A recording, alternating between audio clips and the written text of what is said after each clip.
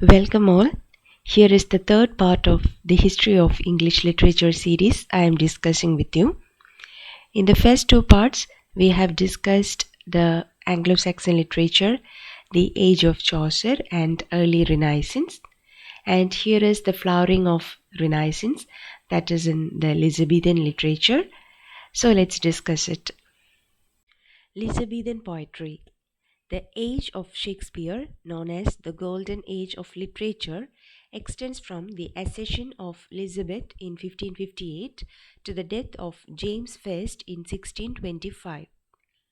Poetry was considered as a dignified and elevated form of literary expression during the Elizabethan age. The poetry of this period is remarkable for the spirit of independence. The poets refused to follow set rules of composition. Varied poetical forms such as lyric, elegy, eclogue, ode, sonnet, madrigal, etc. were successfully attempted. Sonnet. Sonnet is probably an abbreviation of Italian sonetto, a little sound, and was a short poem recited originally to a musical accompaniment. It consists of 14 lines and has a rigid technical structure. The English or Shakespearean sonnet is divided into three quatrains of 4 lines each and a rhyming couplet. Thomas Thorpe printed a collection of 154 sonnets of Shakespeare in 1609. It was dedicated to a certain Mr. W.H. and to a dark lady. W.H. was probably his dear friend, the Earl of Southampton, but the dark lady is not known. Sir Philip Sidney. He is one of the distinguished poets of the Elizabethan age. Queen Elizabeth has called him one of the jewels of her crown, and at the age of 20 he was one of the ripest statesmen of the age.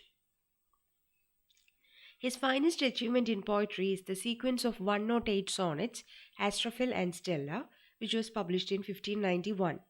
Astrophel and Stella reveal Sidney's love for Penelope de Villefort, sister of the Earl of Essex, a love brought to disaster by the intervention of the Queen with whom he had quarrelled.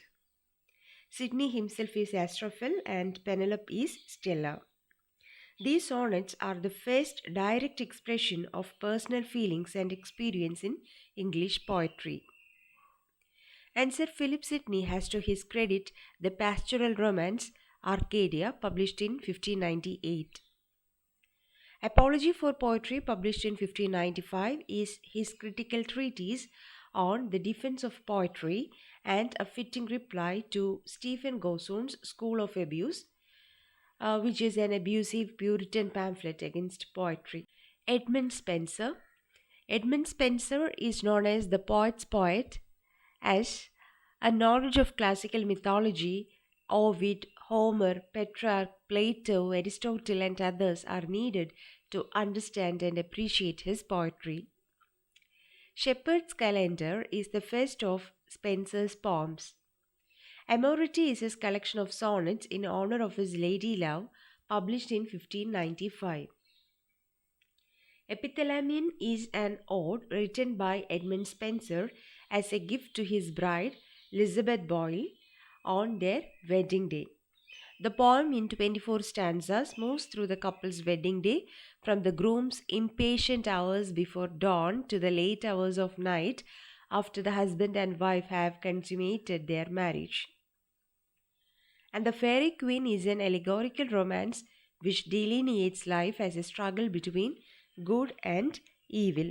In 1595, Spenser published his autobiographical poem, Colin Cloud's Come Home Again.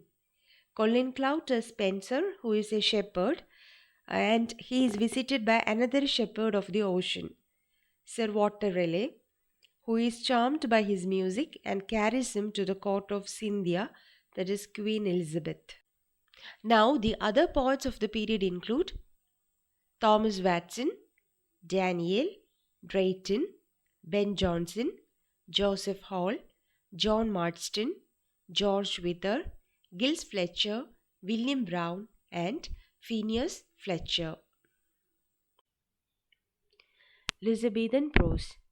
Francis Bacon is known as the father of the essay in English.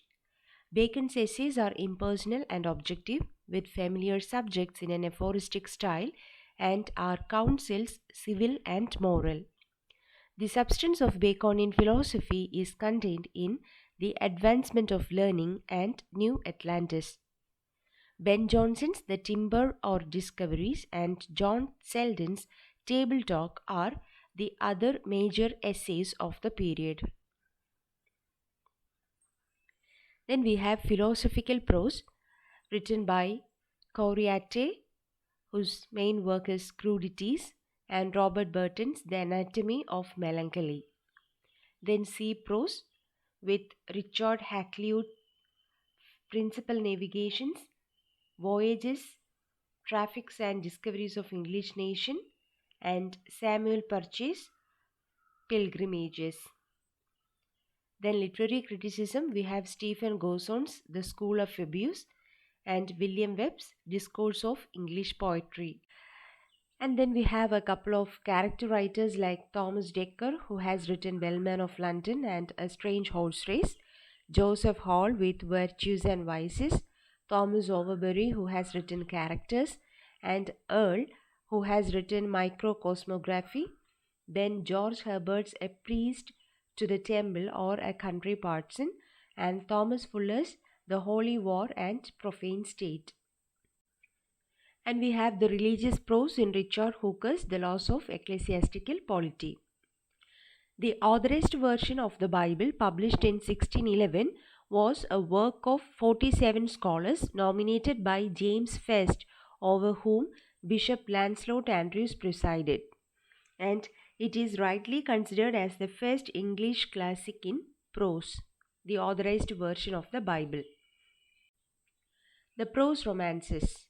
The prose romances, which were a remarkable development of this period, anticipated the 18th century novel. It comprised the tales of adventure, dealt with contemporary life and events, and were humorous, didactic, realistic, or fanciful.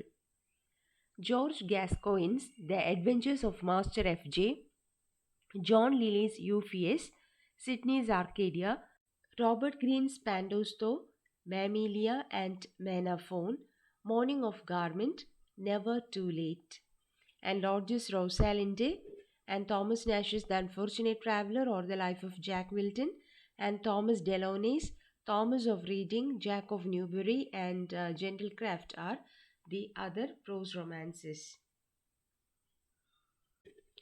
Developments in theatre. Dramatic activity was in full swing towards the end of the 16th century. The increase in the number of audience led to the establishment of permanent theatres. The first playhouse in London was erected in 1576 on Shoreditch. At least 7 regular theatres like the Theatre, the Rose, the Globe, the Swan, the Fortune were built in the Shoreditch area or on the Bankside in the next 30 years' time. The Blackfriars was the only theatre in the city. There were 2 kinds of theatre, private and public theatres. Private theatres were roofed in and lit by artificial light and were attended by a better audience. Blackfriars, Salisbury Court and Drury Lane were famous private theatres. The public theatres were open to the sky and performances took place in broad daylight. All classes of contemporary society intermingled in yards or galleries. University Wits. University Wits refers to a group of English poets and playwrights who attended either the universities of Oxford or Cambridge and moved to London to take up writing professionally. These poets and playwrights pioneered Elizabethan drama. They were John Lilly, who has written a most excellent comedy of Alexander, Love's Metamorphosis, and The Woman in the Moon. Then George Peele, whose works include The Arrangement of Paris, The Battle of Alcazar, The Old Wives' Tales. Robert Greene with The Comical History of Alphonsus, King of Aragon, and The Scottish History of James IV. Thomas Nash, Dido and the Isle of Dogs. Thomas Lodge, The Wounds of Civil War. Thomas Kyd, The Spanish Tragedy. Actually, the Spanish tragedy occupies an important place in the development of English tragedy. It is a well constructed play, a Senecan play adapted to popular requirement. And Kidd has brought revenge theme to the stage and thus influenced Shakespeare's Hamlet and Webster's The Duchess of Malfi. And we have Christopher Marlowe among the university wits, who has written Tamburlaine, Edward II, The Jew of Malta, The Tragedy of Dido, The Queen of Carthage, The Massacre of Paris, and Dr. Faustus. Shakespeare's drama. Shakespeare has penned 37 plays. The first printed collection of Shakespeare's plays is called the First Folio, which appeared in 1623. Then it was made by two actors, Hemming and Countil, and contains 36 of the 37 plays with the exception of Pericles. His literary career spreads over 24 years and can be divided into four periods. The first period, or the early period of experimentation, which spans from 1587 to 95, and the plays include Titus and Andronicus, Henry VI, which are in three parts, then Love's Labour's Lost, The Comedy of Errors, The Two Gentlemen of Verona, and Richard II. The second period, or the period of rapid growth, where we see Romeo and Juliet, A Midsummer Night's Dream, Henry IV, The Merry Wives of Windsor, Much Ado About Nothing, As You Like It, and Henry V. The third period, or the time of gloom and full maturity, from 1600 to 1607, and the plays include Twelfth Night, The Taming of the Shrew, Julius Caesar, Hamlet, Troilus and Cressida, All is Well That Ends Well, Measure for Measure, Othello, King Lear, Macbeth, Antony and Cleopatra, and Timon of Athens. The fourth period, or the period of serenity, includes Coriolanus, Pericles, Cymbeline, The Winter's Tale, and The Tempest. Post Shakespearean drama. So, after Shakespeare, we have Ben Jonson, and Ben Jonson's Masks were a great success. His major works include Every Man in His Humour, Every Man Out of His Humour, Volpone or the Fox, Epicene or the Silent Woman, and The Alchemist. Then the revenge horror tragedy became popular in Elizabethan England after Shakespeare. Then the playwright adopted every conceivable means to stir the passions and excite the feelings of the audience. The Elizabethans took their revenge themes, their ghosts, and their horrors from Seneca. Webster's The White Devil and The Duchess of Malfi were based on revenge motive. Beaumont and Fletcher, John Webster, Philip Massinger, and John Ford were the sensational dramatists. So, here ends an outline of the Elizabethan literature, and in the next part, I will be discussing the age of Milton. Thank you.